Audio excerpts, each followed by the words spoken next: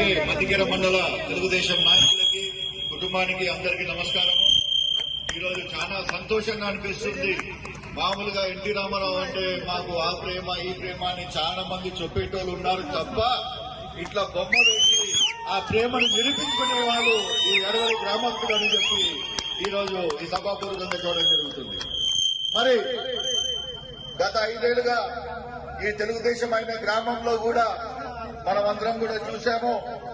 ఏదో ఒక రూపంలో ఇక్కడ తెలుగుదేశం పార్టీ గట్టిగా ఉంది.